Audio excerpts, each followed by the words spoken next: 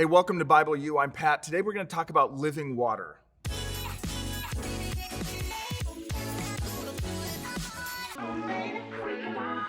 So in John chapter 7, we find another incident with Jesus that after reading should leave you going, wow, what hope and truth Jesus gives us.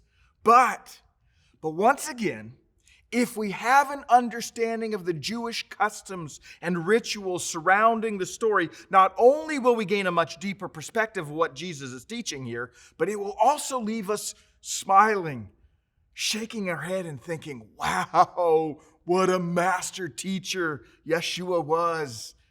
Let me show you what I mean. I'm going to jump into verse 7 of John chapter 7, or in John chapter 7, verse 37. It says, anyone who is thirsty may come to me. On the last day, the climax of this festival, Jesus stood and he shouted to the crowds this verse, anyone who is thirsty may come to me. Unfortunately, too often we read over the first part of that verse and miss the significance. We should ask, what festival?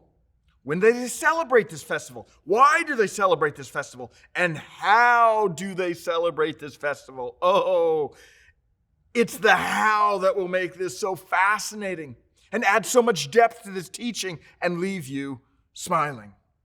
You see, with a little research, you would discover that Jesus is in Jerusalem during one of the 7 Jewish feasts, the Feast of Tabernacles. If you jump back to the Old Testament, you would discover that this feast was one of the 7 feasts that God told his people to celebrate every single year. This particular one was a reminder of their 40 years in the wilderness and God's provision of food and water. Don't forget that part of it. It was the last festival of the year. It was celebrated in the fall and was known as one of the pilgrimage feasts because the people would actually physically travel to Jerusalem. They would build these temporary shelters to remember their time in the wilderness, and they would hold a jubilant celebration for 7 whole days. Now imagine all the surrounding hills of Jerusalem covered with these makeshift temporary structures, and every day the city and the temple area of Jerusalem being flooded with people.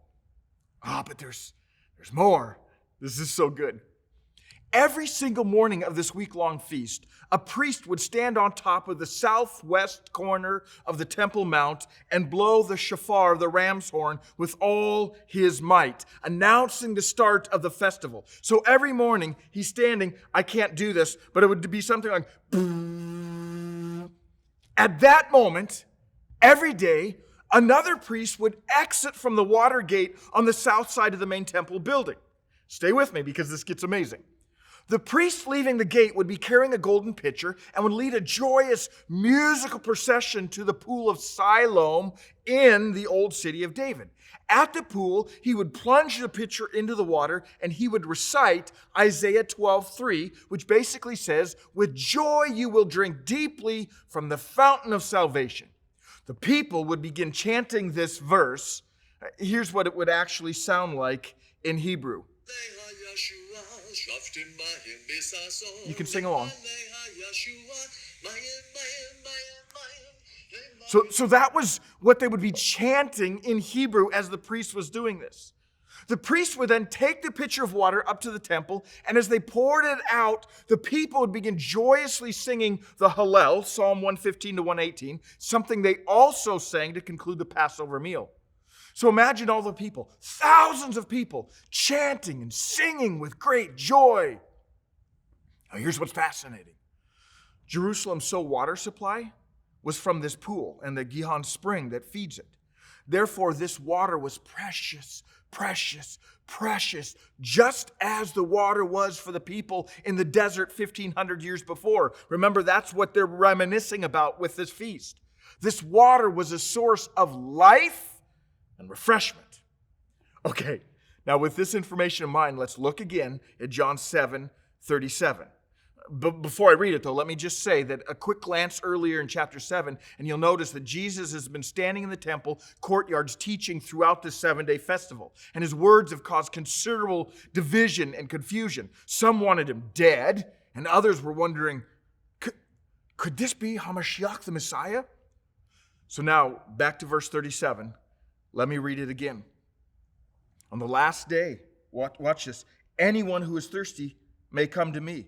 On the last day, going to the beginning, on the last day, the climax of the festival, Jesus stood and shouted to the crowds those words, anyone who is thirsty may come to me. Did you catch that? It's the last day of the festival.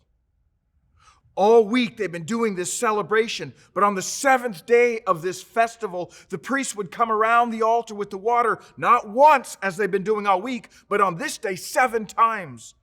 So you see, the last day of the festival intensified and was known as the Hoshana Rabbah, the great praise day. It was then that an extraordinary incident took place. Perhaps Jesus was seated near the water gate or somewhere near the courts of the temple, watching the final drama of this water ritual.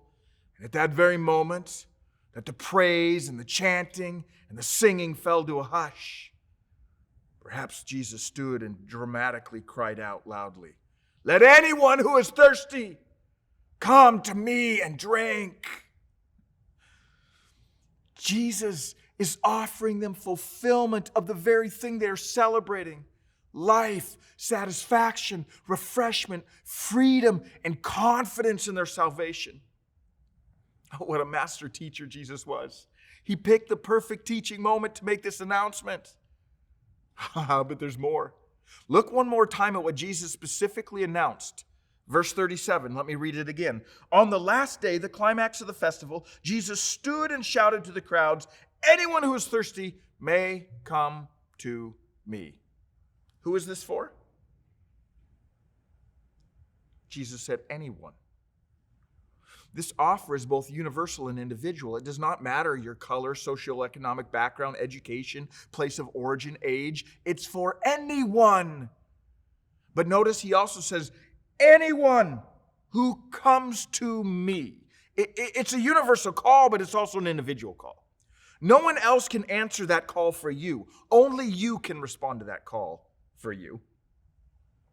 Here's what Jesus did as a master teacher and our Savior. In the perfect teaching moment, he announced that he can meet one of our greatest needs we have as humans.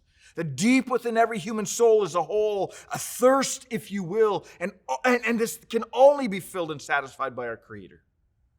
Jesus was announcing, I am the one who can fill that hole in your soul. I am the one who can satisfy the thirst of your soul. Oh, what a good, good God he is.